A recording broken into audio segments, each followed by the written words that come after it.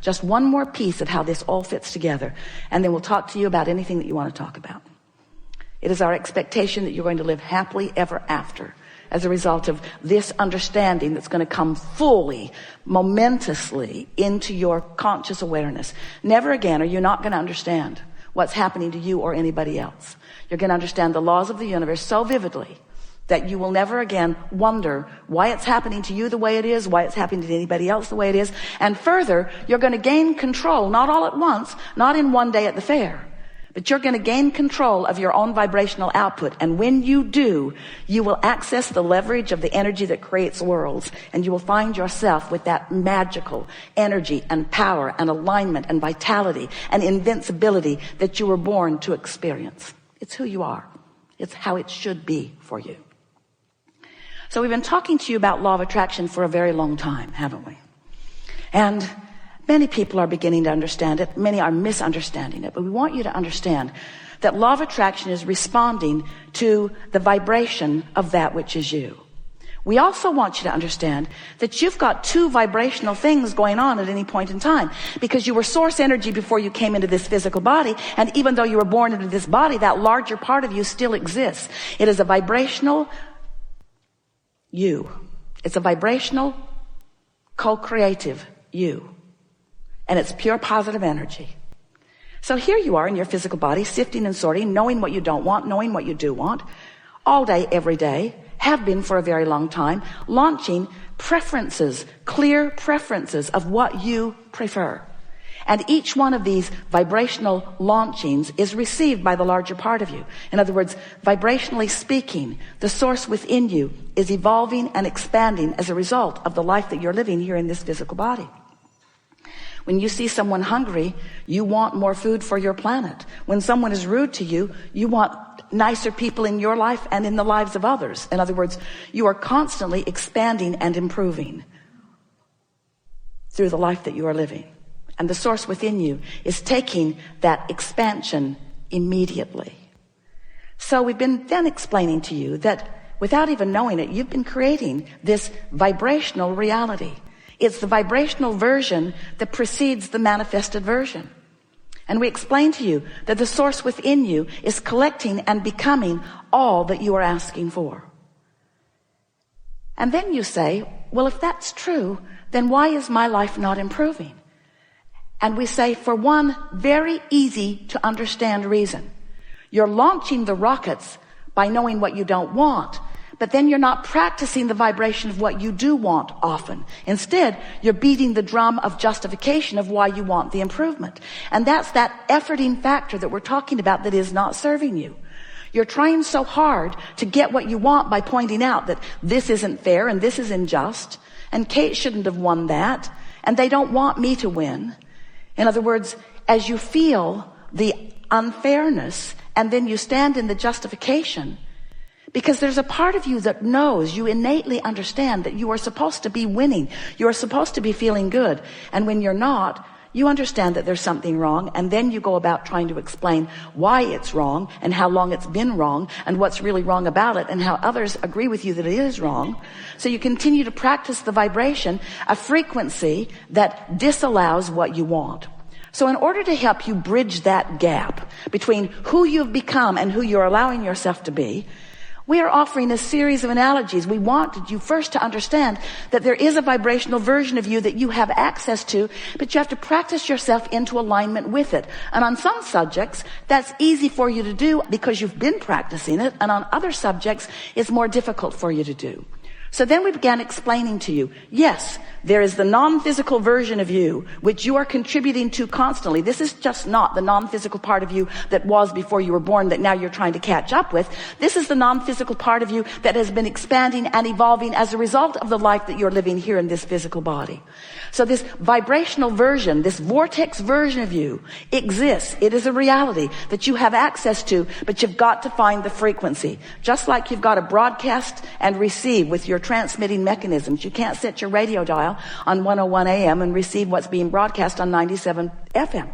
You have to be on the frequency that the broadcast is coming from. So this vortex version of you is broadcasting this prosperous vibration of well-being, of alignment, of co-creation, of rendezvousing with all good things. The question is, are you on that frequency? And the answer is, if you feel good, yes. If you feel bad, no. Positive emotion means you're on the frequency or moving in on it, and negative emotion means that you're not. So then, as we've watched you, we've been calling this gathering the art of allowing for a number of years, because it's all about you figuring out how to allow that alignment. You figuring out how to hold a frequency consistently enough that you own it, that you know it, that you are it, that you be it. To establish a point of attraction with enough consistency that you allow momentum. Did you get that? Enough consistency that you allow momentum. Because when you say, I want it, but there's no momentum. I would like that, but you see, it's been hard for me. I want that, but my life's been very difficult for a very long time. Let me tell you the ways in which it has been difficult. And we say, stop talking about the ways in which it has been difficult, because you're killing the momentum of the desire that you just gave birth to. You gave birth to it and didn't allow it to get going. You give birth to it and don't allow it to get going. But imagine if you give birth to it and allow it to get going. If you give birth to it and allow it to get going. If you identify a new desire and are general enough in your conversation. Today we're going to go into new places, because who you are and who we are and who this all is cannot stand still. We are creators. We are joyous co-creators. And we are on a vibrational roll of masterful momentum, where you are discovering through the framework of your own life experience things that matter to you. And in the same moment that you do, the source within you and the vibration that is us is aware of your new discoveries and your new desires. So those like us are constantly carving out paths of least resistance for you in order to help you find that which you have become, to help you fully realize it so it can be actualized in your experience. We want you to realize the fullness of all that you have become. But before you can do that, you have to get the hang of this vibrational reality that we are all a part of. And you have to learn to read the vibrational nature of your being. When you're thinking about something that you don't want, you got 17 seconds to either decide it's something wanted and focus on it in order to continue the momentum, or 17 seconds to realize it isn't something that you want and to slow the momentum by lack of attention to it.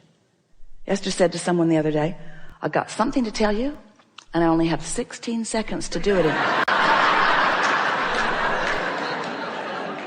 The thing that we really want you to be aware of is the momentum. The momentum. We want to ask you to consider the momentum that gets going with a thought. And there are plenty of beliefs. Beliefs are just thoughts that have plenty of momentum. And some of the beliefs that you hold serve you really, really well. And completely merge or mesh or align with the knowing that the source within you holds about you and everything that you think about.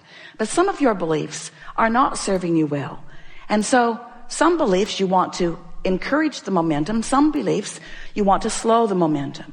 And so we'll be talking about that here today. We want you to realize that the way you increase momentum is just give it more attention. So if it feels good, focus on it more. Become as detailed as you can. That's when you want to rampage your appreciation about it. But if you're feeling negative emotion, that's not when you want to increase the momentum. That's not when you want to apply more attention. That's when you want to distract yourself. Haven't you ever tried to get to the bottom of an issue with someone that you love? Did you ever get to the bottom? There's no bottom. Law of attraction promises there's no bottom. There's no bottom to how good you can feel. There's no bottom to how bad you can feel. There's no bottom because everything is expanding. You've just got to understand it, what it feels like when you are flowing it and what it feels like when you're not. And so that's what we'll be talking about in these hours that we are together. You begin to get this invincible feeling when you understand that you are your point of attraction and that you can control your point of attraction. Then you begin to understand that you can carve out a path of least resistance to anything that you want. Better said, you can carve out a path of least resistance to anything wanted or unwanted. And do you know how you carve out a path of least resistance? By giving it attention.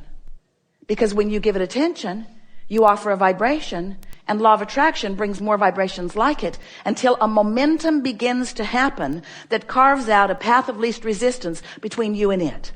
And as you carve out paths of least resistance between you and whatever your subject of attention is, then you go to it and it comes to you. You rendezvous. You become one. You become co-creative partners, wanted or unwanted, because you've carved out the path of least resistance. Esther has a beautiful stream and pond in Texas at the center, at the Abraham Hicks Publication Center. Such a pretty thing. And the stream, when it was first put in, was so clear. The fish were so beautiful, but over the years, it became increasingly cloudy until Esther realized she couldn't see the fish. So finally, it was determined that the pipes bringing the water back into the pond were all clogged up from neglect. So they just laid some new pipes. It was easier than digging the old ones out. It was easier than trying to clean the old ones out. They tried all of that. They just laid new pipes. New pipes from the pump to the pond. And right away, the pond cleared up. So we want to say to you that we love you so much, but you've got some clogged pipes. Because you're asking for things. Step one, you're asking. You're asking. And non-physical, the universe, law of attraction, is delivering to you the results of your request. But if you are not in a vibrational place that matches what you're asking for, your pipes are all clogged up. So we think that it's time to lay some new pipes. We want to show you how, by giving attention to what you are wanting, you will carve out a path of least resistance to what you're wanting. We've enjoyed this interaction more than words can begin to describe or define. And we want to acknowledge the